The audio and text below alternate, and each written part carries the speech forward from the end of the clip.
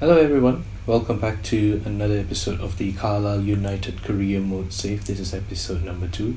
First and foremost, I would like to thank everyone who watched the first episode, including my friend and my girlfriend. My girlfriend watches these videos that I make.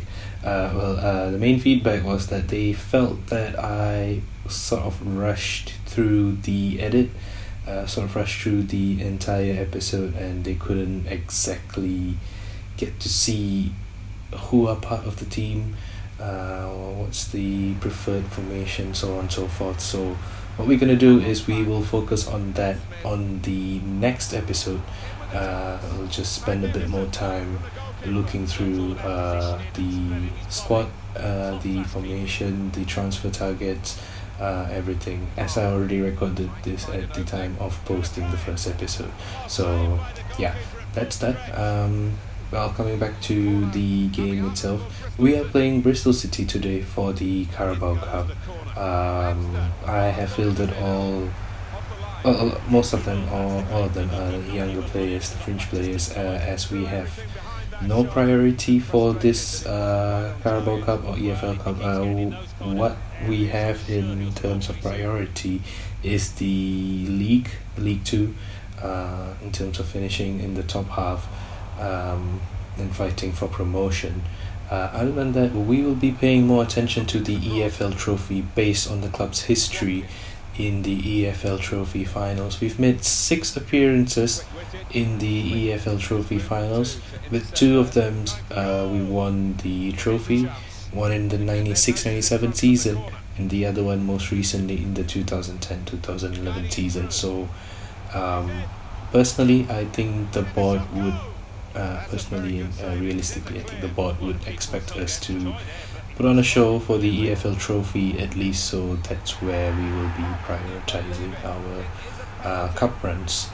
But coming back to the game, we did held ourselves well throughout the game, even though we fielded mostly the youth players, the younger players.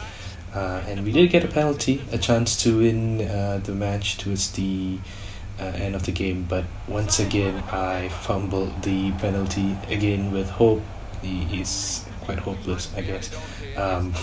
But I think it's more of my fault because of the execution of the penalty itself. I thought the keeper might dive to either his left or right and went straight down the middle.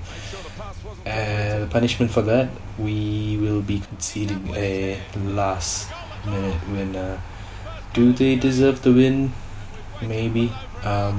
We did put up a good fight throughout the 90 minutes. Maybe we deserved a draw, which would go into penalties, but I'm not entirely sure how we would perform there either. But the standout player in this game was the loney keeper, Joe Fryer, who's made some really good one-on-one saves, a lot of one-on-one saves actually, which actually helped us maintain the 0-0 scoreline until the end of the game. But moving on from that game, looking at some transfer targets, the biggest problem that I have in this season's transfer market is the players that I want to bring in do not want to relocate to Football League 2, which I hope EA sort out in the future. Maybe it's heard it's a bit better in the FIFA 21 CMs, but I'm not entirely sure as I have not played the game just yet. Hopefully in FIFA 22 it's much easier to loan in players or even transfer players in,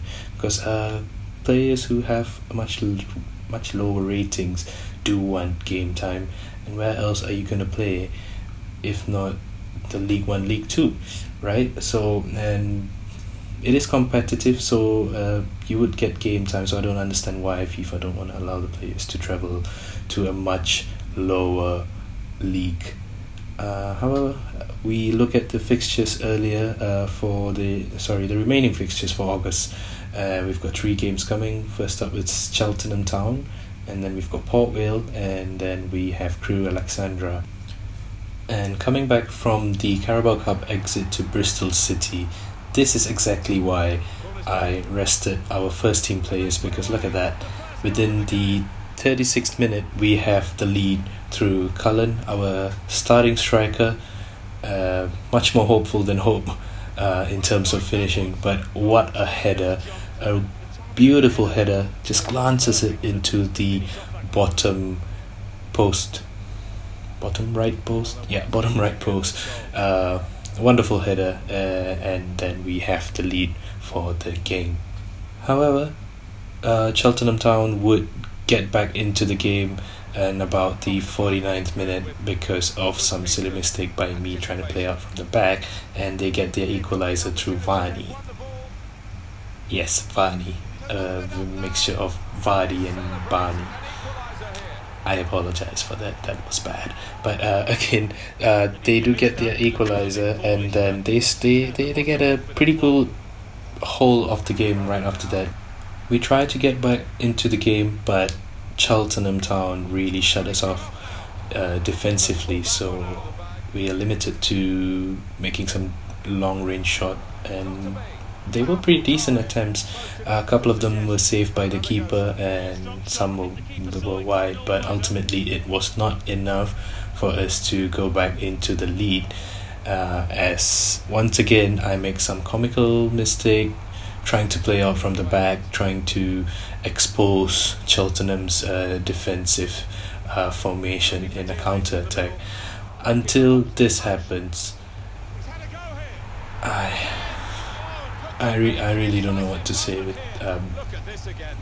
how do you explain that? I mean, how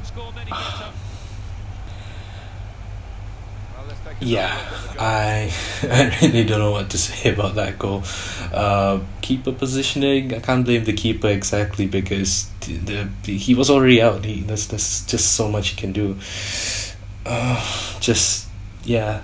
Well, we've been handed our first loss in the league, and the next game we're playing Port Vale, who are the league leaders, and we are stuck just right outside the qualification spots, playoff qualification spots.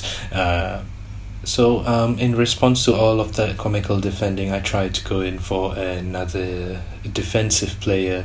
This time around, try my shot with Lewis Gibson, who plays centre back for Everton. 60 overall, some decent stats. Just tried to convince Marco Silva to bring him in on loan for the next 1 year. And well, they agree, but the problem is most of the time the players don't agree. So we'll have to wait and see until after this game if Lewis Gibson actually ends up joining us for the rest of the season on loan.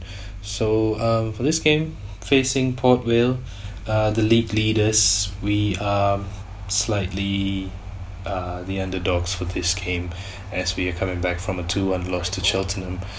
Again, comical goal in that game. I'll never forget. Should have gotten a point for that game. But coming back into this game, we've got a couple of decent chances. We weren't too bad. We weren't playing too bad. We're a pretty decent side, you know.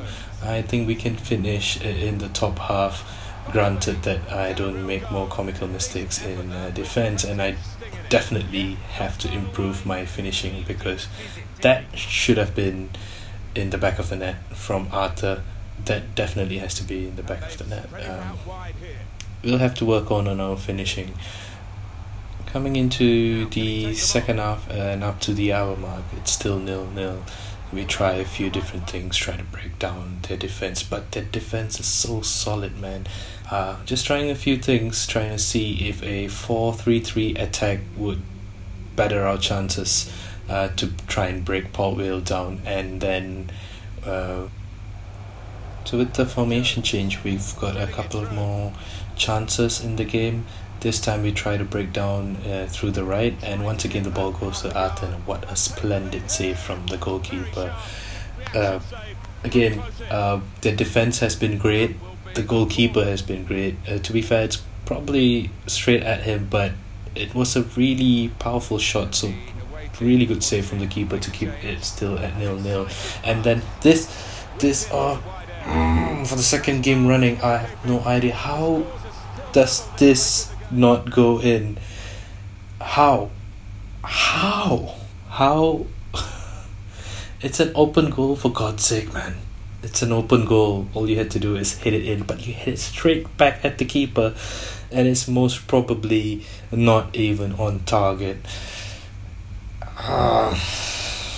Anyway, coming back, we have successfully loaned in Lewis Gibson from Everton, which fairly surprised me, to be honest, and it's a little bit of a positive impact on my mood after that horrendous header against Port Vale that should have won the game. But again, we've got Lewis Gibson in for the rest of the season, and he's going into the starting 11 almost immediately, debuting against Crewe Alexandra.